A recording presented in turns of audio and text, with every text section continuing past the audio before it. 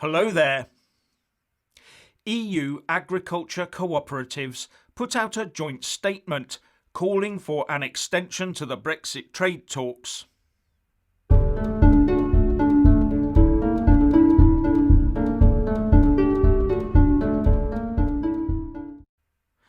Firstly, please subscribe and like this video to give my channel a boost, and I'm always uploading new content, so please do check back daily. The organisation that says it is the united voice of farmers and their cooperatives in the European Union has warned of the growing risk of a no-deal Brexit end to the EU-UK trade negotiations, and says that there is not enough time to get a trade deal completed by the 31st of December. In the statement written before the fourth round of talks last week, they said, EU agri-food trade with the UK amounted to €58 billion in 2019, and the failure to conclude a zero-tariff, zero-quota FTA would have serious consequences for the agri-food sector both in the EU and the UK. The introduction of tariffs combined with the potential for regulatory divergence would severely disrupt integrated supply chains. Our priorities for a bilateral trade agreement focus on limiting that disruption. And the joint statement by the organisations Copa and Cogiga, Kelcar and Food Drink Europe goes on to say what they would like to see emerge from the talks. And let me know if you've heard most of this before. No tariffs, no fees or charges and no quotas. A win-win for both sides. Maintaining a level playing field between the EU and the UK as proposed in the EU draft agreement, which is crucial for guaranteeing fair competition between EU operators and their UK counterparts. Just what Barnier is pushing for, EU control over the UK to protect their own interests. A high degree of cooperation on sanitary and phytosanitary measures and technical standards, plus minimal divergence in the application of such standards.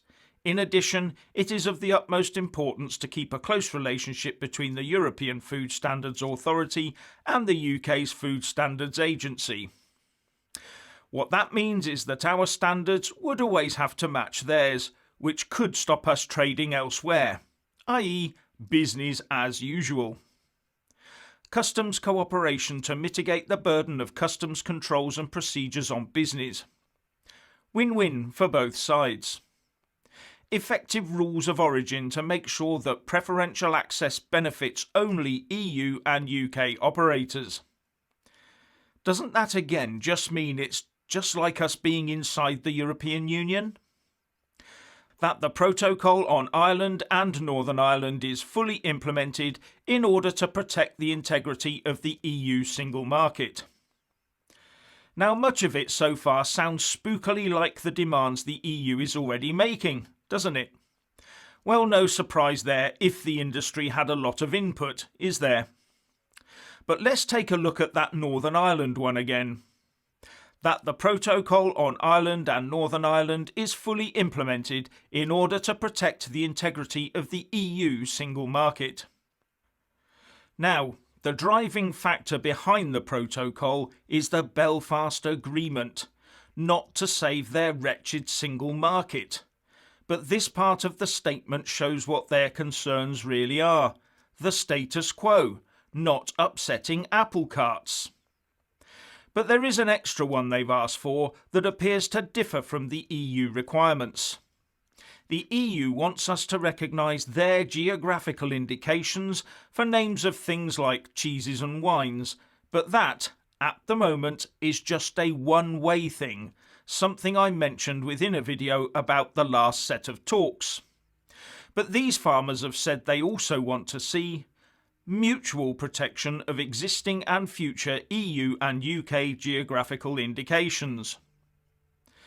Now, the organisations go on to say that they regret the UK decision not to extend the Brexit negotiation period and that we urge the consideration of alternative temporary arrangements that could be implemented from the start of 2021 should it not prove possible to conclude an FTA this year.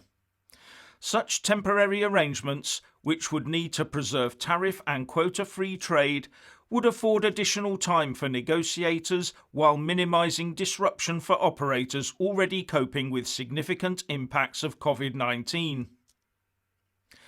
And this was followed by their assessment of the impact on them on the EU side.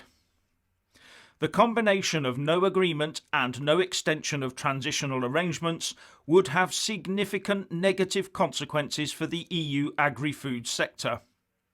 These can be expected to include a major decrease in export volumes from the EU to the UK, a significant fall in revenue, and consequential job losses. The impact on SMEs, farmers and agri-cooperatives would be particularly detrimental. And they end by saying that they hope that the EU and UK would agree on sufficient time to achieve a high-quality outcome that will preserve a level playing field and an optimal result for both parties. That level playing field will only benefit the EU, not the UK, so it would only be optimal for one side, as it always has been. Anyway, if you want to hear more from me, please don't forget to subscribe and also press that little bell, or you won't get any notifications. And if you want to see more of me, buy a mug with my mug on it. So what do you think about these EU farmers wanting more negotiating time?